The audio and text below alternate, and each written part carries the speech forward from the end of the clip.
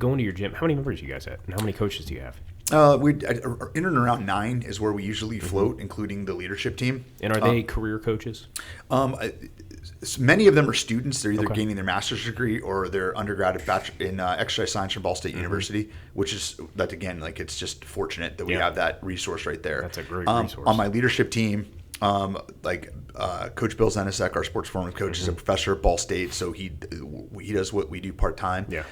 Full time ish is Emily Martin, who is a coach and our director of operations. She's our integrator in the EOS model that we operate. So she's kind of like, I would say she's everybody's boss, including mine. In the game, she's just good systems person, everything, awesome coach. And then Eric Van Mater is our head coach, and he's full time at doing it. So like there, and Emily's also in the military in the National Guard. Oh, cool. So she has that. So that's the main core, and everyone else. I have some coaches that literally are in school right now and wouldn't be far away from full time style money and lifestyle right now, just working the process. And that's awesome. They're talented. Well, that's the key is coaching. It's hard to say coaching is a full-time job, right? Because you're not necessarily going to be coaching more than 20 or 30 hours a week. If you're coaching or training 40 hours a week, it's exhausting mentally. So when we have career coaches here, both of our coaches, this is what they do full time. However, our general manager, she's also a nutritionist and health coach, so that's like she does that too, right? So it's when I say full time, they're coaching 20 or so hours a week, and then doing other things around the gym that need to get done, programming, scheduling, all that kind of fun stuff. But I was just curious about that because I think that's what creates a good gym is when you have professionals, right? So many gyms out there, and not saying they're bad gyms, but so many gyms out there have part-time coaches or coaches who are just there to coach to be in the community or pay for their membership, right? And that's I've seen a downfall in some gyms because of that. There's not consistency in the schedule or consistency in the methodology of coaching, things like that. And I think when you have a team in place of people that's what they do and that's their profession, regardless if they're full time or not, if that's their profession, they're doing it to the best of their ability. So I think that's cool. Well, and I think that I feel for the coaches that want that aspirational state, but are stuck with the timeshare people or like energy share for memberships and what have you. And we're constantly trying to do the same thing when like you have 2 people move away and you have to fill a class and who wants to get up at 5 a.m. to get to the 5:30 class. Like I get that strain, but I think that where we've had success is how dialed in is your onboarding. Yeah. And it's like what is the lifespan of a coach at your facility, and can you just look at the reality of it straight in the face? If you normally keep a student coach for 1.5 years, 2 years, how do you have the fastest ramp up process to get them to deliver the minimum quality value in running a class?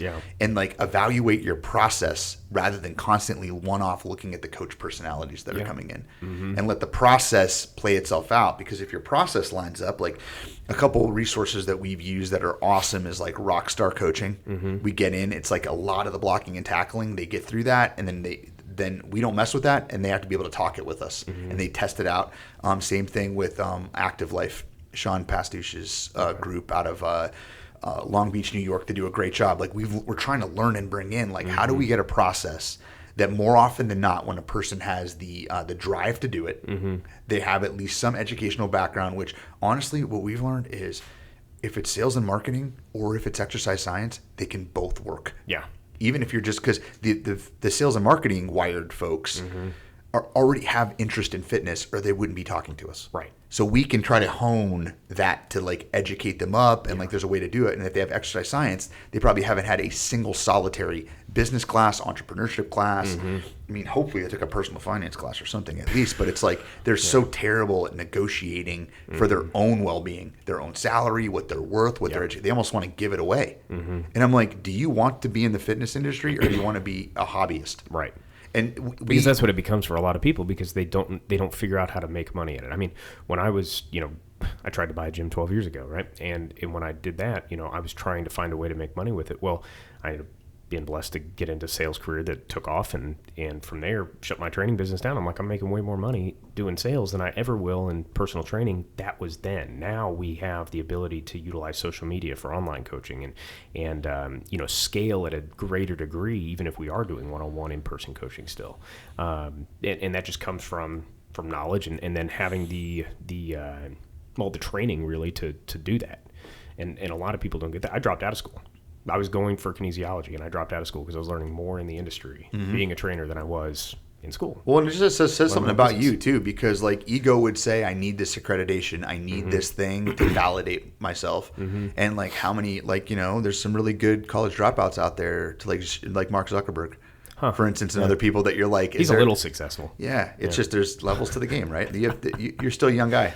You know what I mean? You're going to go a long way. But it's like that's aspirational. And, like, honestly, those are and we have a track. This is the thing Eric and I were talking about the other day. It's like, I want people that are hungry to not even want to work here. I want to open my own gym. Yeah. I have a place for you too. I'm like, why? I'm like, I might only have you for a year, but the potency of what you can deliver in terms of value to our members and value to you and what we can learn to you, because you are so driven to be like, I want to be my own boss. I want to make $200,000 a year. And I'm like, good. Yeah. And I'm like, I'm not going to stop you. Go do it better than me. Yeah. And what I talk about after the fact, when you leave, and I'm like, hey, listen, like, I'll help you plant your gym if you want help. Oh, why would you do that? I'm like, do you want me, or do you want a no-name bank that has no idea about fitness that's going to ride you on all that? Like, so, or I'm like, and I can show you how to get multiple investors, so no one's one in, so you retain. It sounds like making your own decisions is important to you. Yeah. So you want one, like Lord to be beholden to, or do you want 5 or 10 micro ones? Right. That all together, like, it's not a big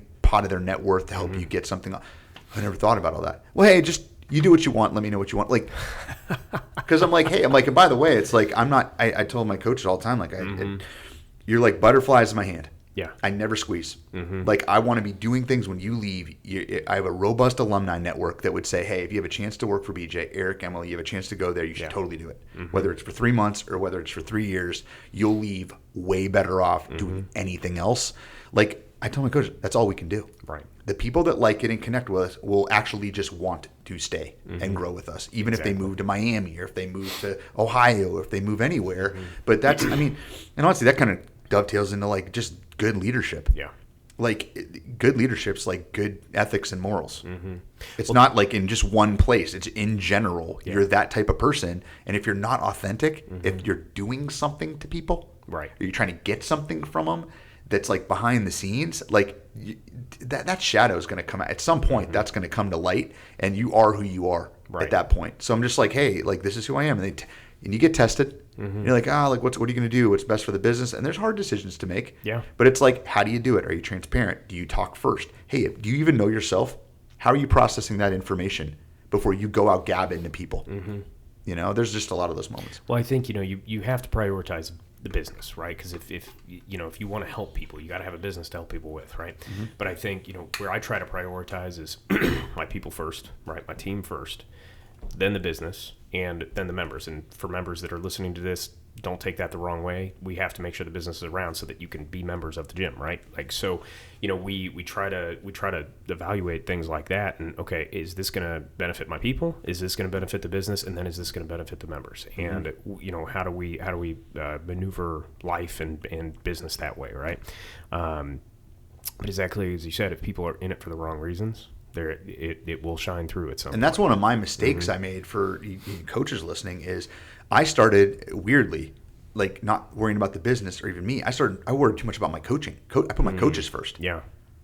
And I'm like, well, if I just get the coaches good, the members are going to get the value, whatever. And I didn't think about the business enough. Yeah. So we didn't make money for a long time. I didn't make any money. And it's just like, I had a business coach like, hey, you can't keep loving a business, doesn't love you back. Right. And I'm like, and that's called a hobby, right? Yeah. And it was like, and it hurt to be like, yeah. I'm like, but it was like, it gave me an altruistic feeling. It still fulfilled a need, and I got value from it. Right. It just wasn't a good business. So if I looked at you, hey, Will, buy my business, and you look at it like, dude, what are you doing? Like, you would look at the part like there's a lot of good here, but you're not making any money. You're like, what business? Exactly. So well, yeah, and I we think shifted that. I think it's good, that members kind of understand that, because you every member has an opinion, right? And those opinions I listen to. I'm like, hey, give me your feedback. I'm not necessarily saying we're going to make changes based on that, right. but it helps us come up with ideas. It helps us think through things, and we want to make sure that we're impacting the membership in the right way. But at the same point too, you can't make decisions based off members, because members come and go, and they move, they change jobs, they change schedules, they change motivations. Members come and go. You have to make business decisions that are going to keep the business around for the long haul, and prioritize that so you have a business to help people through. 100%. Yeah, it's like one of my, I don't know if it's a weakness or a strength. Sometimes it's both. Is like I actually care. Yeah. I want folks to love it. I don't want them to just like it. Right. I want them to love the coaches. I want them to love me. I want them to love where we're going. I want them to be bought into the vision. And when you don't, you get feedback, and it's either feedback that's, that shows that what they perceive this is not what it really is. It's like I kind of feel bad. I'm like, man, is that a communication problem on our end? Yeah. Are we saying something, or it's like it's personal. The personal ones bug you the most. Where you're just like, oh, come on, like, and sometimes people just don't even know you. They have a perception, right, etc. And it's just like that gets in there. That's going to happen. But like, it's like coaches. It's like this is your baby, and you're like, it's almost you feel like you're doing this public service. It's like playing, like, especially in the CrossFit realm. Yeah. It's a closer proximity to people planning a church, than it is to a business, because members are like. They're sometimes more hardcore and nuts about the brand and you and everything than you are. Yeah. And it's like other organizations are like, man, I wish my people got together and like could rally that much about what we do. And I'm like, yeah, we don't have that problem. Yeah. If we host something or we want to do something, like everyone shows. People are in. Because it's their community, right? That's where they build community at. And that's as we're onboarding personal training clients, new members, all that, we tell them the best way to make this a sustainable change is through joining in the classes and getting to know the community. You're going to make friends. Those friends are going to text you and go, hey, I haven't seen you for 2 weeks. Where you been? And then your ass is going to get up the next morning and get to the gym at 5:15 a.m. because you're like, oh man, I don't want to let so and so down. You know, I want to be there to support them just like they're supporting me. And that may be subliminal, but that's a big part of it, is building that community in a way. And as you said, it's a church-like community in a lot of ways. And they're level up friends. Like I think a lot of times we get victim of our circumstances, or we're like the king of the molehill when it comes to like the people that we keep around us, and when you get to a CrossFit gym and you're not of it, you start seeing people faster than you, stronger than you, that also have like they're working moms, or they're like, oh, they're all these things, like, oh my gosh, you're normal people, but like you're so hardcore and you're able to do it, and that like levels you up. And that's like a new business that we're leaning into, is like and I think any CrossFit gym owner listening to this is like something you should consider, is like that most organizations you go to, they are unfit. Yeah. A lot of people there are unwell, and you can have wellness programs, you can do all this other stuff, but we go back, I'm riffing off your accountability piece, is like there's not good accountability cycles. Well, and I go back down to the functional thing with the work I do at ADVISA. Most meetings where you're together are unfit. They are not good meetings. They are boring. They lack energy. And there's all the sciences out there about the importance of movement, the importance of interact. Like it's all out there about all that stuff. So why aren't you incorporating more of that? So I think that a joke, there's a line on be coming out in our product line, is like, we fix broken meetings. Or instead, let's get that group together. Let's get some movement. We have a sweat meter from 0 to 10. 0 to 3, you can just wear your street clothes, come back to work. It's going to have movement at different stations. We're going to be thinking about things differently, etc. All the way to 10, like we want the full Monty. And then we do an intake of everybody, no matter what their age is, so that we can effectively program around ability level, so everyone feels like they're part of it. Oh, that's interesting. And say, hey, like, great. So when you got done, I know it's typically an hour meeting, and we took the same hour. Do you feel like you got the same or more accomplished in less time today? Yeah. And it's that's like the game is rigged. Yeah. They're going to be like, this is great. Can we do this once a week? Can we do this once a month? And what they're asking to have meetings then, yeah. And what you can bill for that, think about what a catering bill is for a team of 20. If they just went to lunch, any coach that's running that's going to make substantially more money with that. And the business didn't spend any more money than they otherwise would have for that amount of time. So it's like you're changing the game, and then what are you doing? Well, engagement matters at this company, and we want employees to feel better, and we want them to be happy.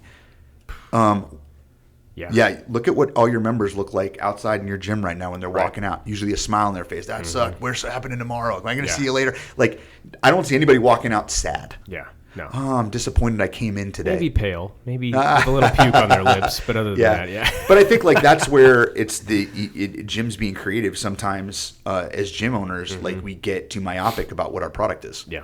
And then we get too small in thinking about who our clientele is. And you don't think wide enough, like, well, who needs this? Right. And if you have done this before, you're like, it's like you're street evangelists. Yeah. Well, and ego again, right? Not letting or getting the ego out of the way to go, I'll try something new. And we'll try it and see if it works. Yeah. And it's like, I mean, I'm afraid to suck at things too. Yeah. It's like one of my favorite quotes is from John Wheeler, who was a physicist and a contemporary of Einstein, who said, "As our island of knowledge grows, so too do the shores of our ignorance." And I'd say, well, what's your job, BJ? And I'm like, my main job is holding people by the hand and walking them into the endless abyss of what they don't know. Yeah. To what? Expand their island. Yeah. Because as the island expands and you're aware, you get more humble.